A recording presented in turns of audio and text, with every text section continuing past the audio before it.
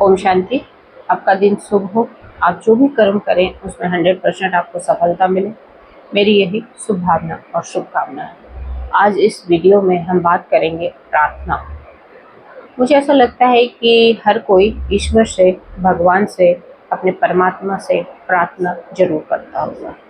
सुबह शाम प्रार्थना करते होंगे या किसी एक टाइम जब आपको समय मिलता होगा तो आप ईश्वर को याद करते होंगे और उस समय प्रार्थना करते होंगे। और प्रार्थना जो करते होंगे उन सब का तरीका अलग अलग हो सकता है, लेकिन आज इस वीडियो में हम बात करेंगे कि ऐसे प्रार्थना की जो आपकी जीवन की हर इच्छा को पूरी कर सकता हो, जैसे कि जॉब की, शादी की, या आपकी घर की हो समस्या कोई, या कोई उलझने हो, कोई तकलीफ चल रही हो, कोई रिश्तों में प्रॉब्लम चल रही हो, वो सारी चीज़ें आपकी एक प्रार्थना से सॉल्व हो सकती हैं। लेकिन अब बात करेंगे कि प्रार्थना के तरीके क्या क्या होते हैं। जैसे बहुत लोग प्रार्थना करते हैं और ईश्वर को कुछ ऑफर देते हैं, जैसे कि भगवान मेरी ये बात सुन लो, मेरी इच्छा पूरी करवा दो, मेरे को अच्छा सा साथी, जीवन साथी दिला दो, और उसके बाद मैं आपके धाम आऊँगा, दंडवत प्रणाम करता हुआ आऊँगा आपके धाम पे, जहाँ भी जिस मंदिर में वो प्रार्थना करते हैं। या कुछ ऐसे भी होते हैं कि प्रार्थना करते हैं कि भगवान मेरी ये काम करा दो तो मैं 100 रुपये का प्रसाद चढ़ाऊँगा, और अगर आपने ये काम करा दिया तो मैं लोगों को भोग लगाऊंगा और लोगों को बांटूंगा। तो इस तरीके की प्रार्थना होता है। लेकिन ये प्रार्थना बहुत लोगों को हल्का भी है, उसकी इच्छाएं तुरंत पूरी भी हो जाती है, और ऐसे लोगों की इच्छाएं पूरी हो जाती है जिसके पास ऑलरेडी वो चीज़ होता है। तो हमारे मन में ये आता है कि मैं इतने दिनों से ईश्वर से प्रार्थना कर रहा हूँ, भगवान मेरी सुनता ही नहीं है, और उनकी सुनता है जो डिज़र्व भी नहीं करते हैं, और उनके पास वो ऑलरेडी पहले से चीज़ है। हम बड़े दुखी हो जाते हैं, परेशान हो जाते हैं। हमें लगता है कि अब प्रार्थना कर करके मैं तो थक गया हूँ। ईश्वर की लाइन में या तो हम पीछे हैं या हमारे भाग्य में ही वो नहीं है, कि हम अपने मन को सेटिस्फाइड कर लेते हैं, हम मन को अपने सांत्वना देते हैं कि ये मेरे नसीब में ही नहीं है, छोड़ो। लेकिन क्या आपने कभी सोचा है कि आप जो प्रार्थना कर रहे हैं वो तरीका ही गलत हो? हम देवी देवता के घर आने वाले, जिनका काम ही देना है, वो हम मांग रहे हैं। हमें तो ईश्वर खुद देगा। वो हम तो जो प्रार्थना कर रहे हैं उसमें हम ईश्वर को ग्रेटिट्यूड ही नहीं कर रहे हैं, हम ईश्वर को धन्यवाद ही नहीं कर रहे हैं जो अभी तक है। तो ईश्वर को ऐसा लगता है कि आप थैंकफुल नहीं हो, जो चीज़ अभी तक उसने दिया है, और जो चीज़ आपके पास नहीं है आप उसके लिए प्रयत्न कर रहे हो। और जो आपके पास अब जितना, अब जैसे कि ग्लास में जितना पानी भरा हुआ होता है, भरे हुए पे ध्यान नहीं देते हैं, अगर हम जितना खाली है उस पर हमारी नज़र पहले जाती है। तो यही हमारे साथ हो रहा है। तो हमें असली तरीका ही नहीं मालूम है, और आज हम इस वीडियो में उसी तरीके की बात करेंगे जिससे आपकी वो प्रार्थना 24 घंटे के अंदर वो आपकी इच्छा को पूरी भी कर देगा। ऐसी प्रार्थना अगर मिल जाए तो फिर ये चमत्कार हो सकता है। तो ये जादू ही प्रार्थना है। इसमें हम मतलब लॉ ऑफ एनर्जी भी यूज़ करेंगे, लॉ ऑफ अट्रैक्शन भी यूज़ करेंगे, और ईश्वर से हम जो प्रार्थना करेंगे वो एक टेक्निक के थ्रू करेंगे, जिसको हम विस्पर टेक्निक बोलते हैं, फुसफुसा कर मांगना। और वो टेक्निक का समय क्या होगा, कौन से समय आप करोगे कि आपकी वो प्रार्थना एक्सेप्ट होगी। पर इससे पहले हम ये पूछना चाहते हैं कि बहुत लोग सही दिशा में मेहनत तो कर रहे हो ना? क्योंकि अगर आप मेहनत नहीं करोगे और सही दिशा में आप अपना प्रयास नहीं करोगे और सिर्फ प्रार्थना करोगे तो ईश्वर उनको भी नहीं देगा, क्योंकि ईश्वर आपकी नीयत भी चेक करता है, आपके मन की उथल पुथल को भी चेक करता है, आपकी मनोदशा भी चेक करता है। जैसे कि फॉर एग्जांपल, आप किसी अपने घर में किसी अपने बच्चे के लिए कोई छोटा सा खाने की चीज़ लेके आए, चिप्स लेके आए हो, बिस्किट लेके आए, कुछ भी लेके आए, आप लेके आए और उसी समय पड़ोसी का भी बच्चा आ गया, आपने उस चीज़ को छुपा लिया, आपने उस चीज़ को छुपा लिया उस बच्चे को देखते ही। आपको मन में ये डर लगा कि जो मैं चिप्स वगैरह लेके आया हूँ मुझे उस बच्चे को देना पड़ेगा, तो मेरा बच्चा क्या खाएगा। लेकिन अगर इसी दशा मतलब इसी कंडीशन में कोई और व्यक्ति ये सोचे कि वो बच्चा आ रहा है, चल उसको भी दे दूंगा आधा, आधा अपने बच्चों को भी दे दूंगा। और कुछ ऐसा भी होगा, कुछ ऐसे भी लोग होंगे कि पूरा को पूरा चीज वो उस बच्चे को दे देंगे जो पड़ोसी से आया है। 3 तरह के लोग, 3 तरह का सोच। लेकिन अब इन तीनों तरह की आत्माओं में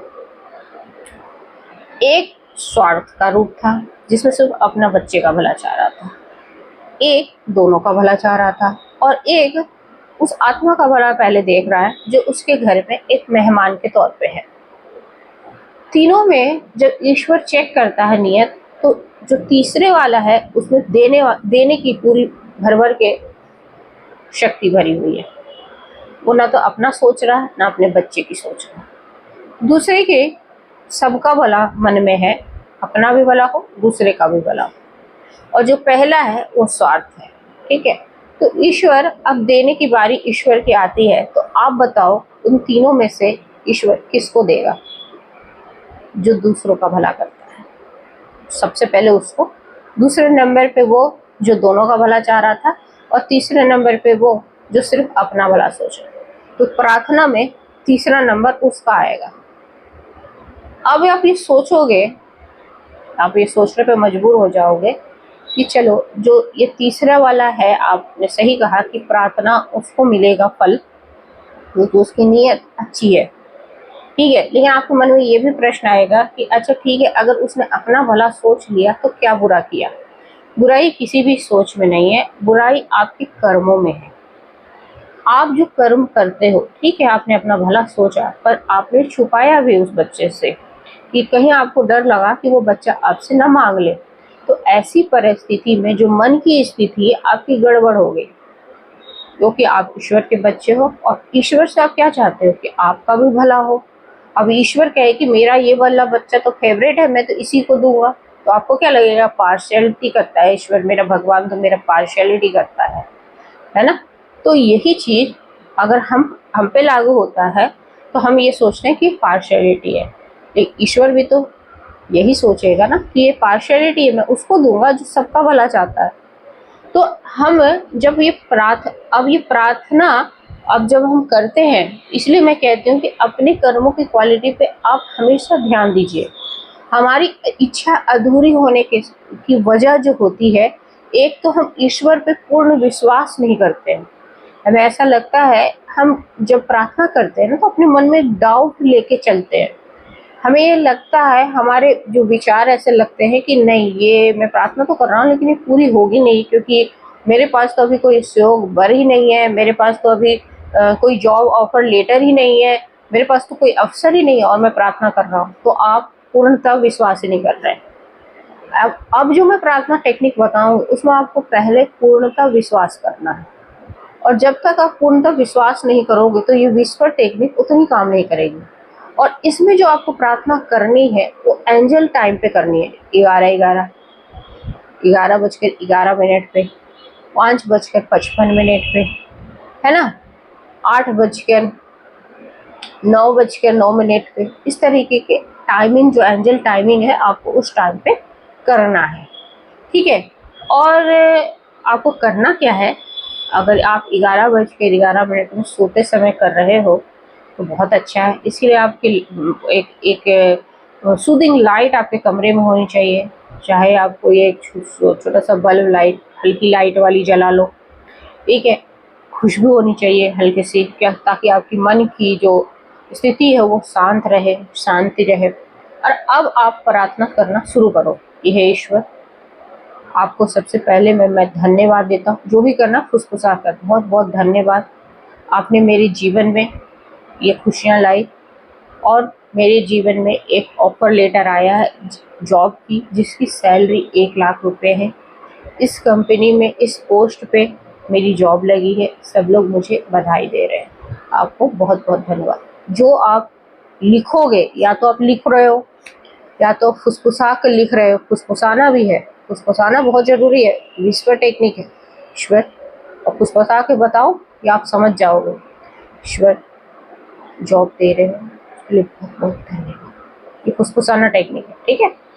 तो आप इसमें पूरी भावना लेके आनी है, इंटेंशन एकदम क्लियर होनी चाहिए कि जो मैं चीज मतलब मांग रहा हूँ उसमें एग्जैक्ट सब चीज वही वही कंपनी जो चाहते हो, जिसमें जो जॉब की जो पोस्ट चाहते हो उसको देखना भी है। उस पोस्ट के सीट पे आप बैठे हो, आपको इतनी सैलरी मिल गई है आपके हाथ में, उसका ऑफर लेटर दिख रहा है ना, या आपकी शादी हो रही है, वो लड़की दिख रही है, वो लड़का दिख रहा है, सुयोग वर दिख रहा है, शादी हो रही है, शादी का माहौल दिख रहा है, दूल्हा दुल्हन बने हुए ये दिख रहा है, ये सब कुछ देखना भी है और पूर्णतः विश्वास करनी है और 100% उस ईश्वर पे सब कुछ सौंप देना है